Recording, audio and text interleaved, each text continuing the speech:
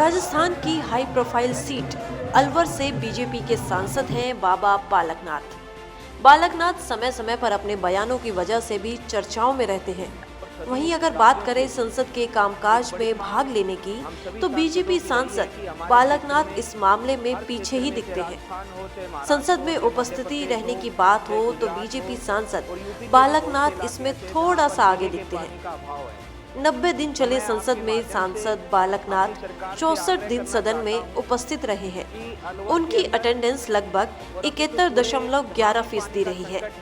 BJP सांसद बालकनाथ की ranking संसद में उपस्थित रहने के मामले में 31वें स्थान पर है। वहीं अगर बात करें लोकसभा में बीजेपी सांसद के सवाल पूछने के बारे में, तो बीजेपी सांसद बालकनाथ इसमें काफी पीछे नजर आते हैं। 375 में से बीजेपी सांसद बालकनाथ की तरफ से महज 41 ही सवाल पूछे गए हैं, जिसमें प्राकृतिक चिकित्सा को बढ़ावा देना, राजस्थान में स्वच्छ भारत मिशन, बच्चों के विश्वविद्यालयों के लिए खिलौनों का उत्पादन, अप्रत्यक्ष रूप से पिछड़े जिले जैसे सवाल शामिल हैं। सांसद बालकनाथ ने महज 10.93% ही सवाल संसद में पूछे हैं, जिसमें उनकी रैंकिंग 116वें स्थान पर है। अगर बात करें लोकसभा में हुई डिबेट्स की, तो बीजेपी सांसद बालकनाथ इस मामले में भी पिछड़ते ही दिखाई देते हैं। 318 लोकसभा डिबेट्स में से बीजेपी सांसद ने महज 4 लोकसभा डिबेट्स में ही भाग लिया है। वहीं उनकी रैंकिंग 55वें स्थान पर है।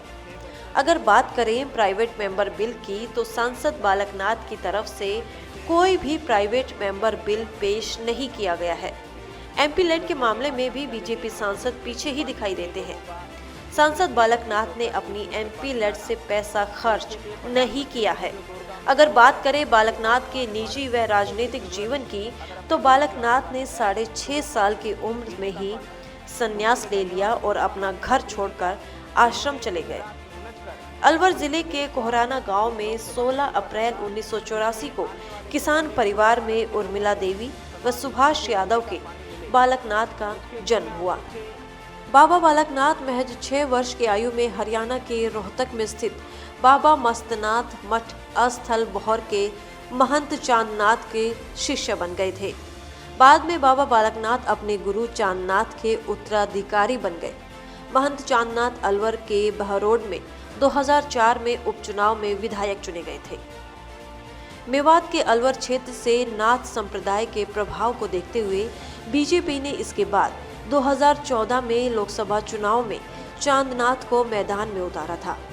चांदनाथ कांग्रेस प्रत्याशी जितेंद्र सिंह को हराकर सांसद बने।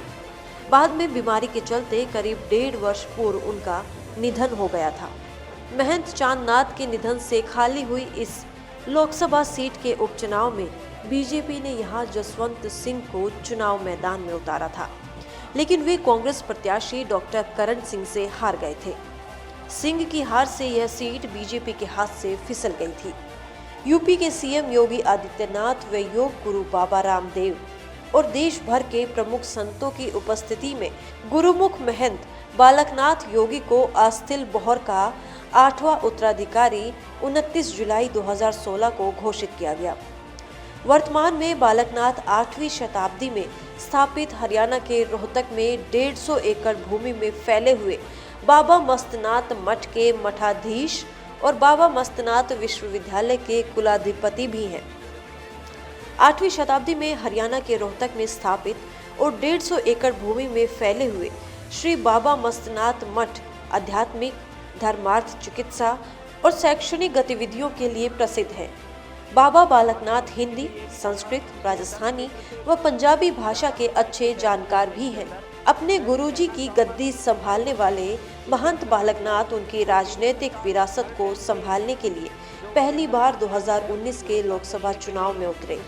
बीजेपी ने अलवर संसदीय सीट से बाबा बालकनाथ को चुनावी मैदान में उतारा और बाबा बालकनाथ का सीधा मुकाबला कांग्रेस के बड़े नेता और पूर्व केंद्रीय मंत्री भंवर जितेंद्र सिंह से था।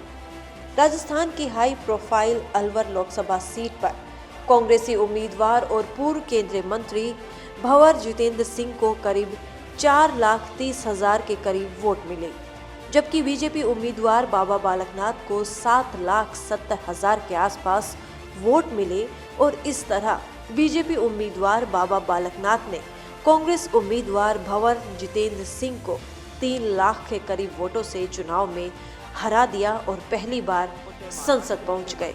Bureau report, parliamentary business. UP के भी बहुत से इलाके ऐसे जहां पर पीने के पानी का अभाव है।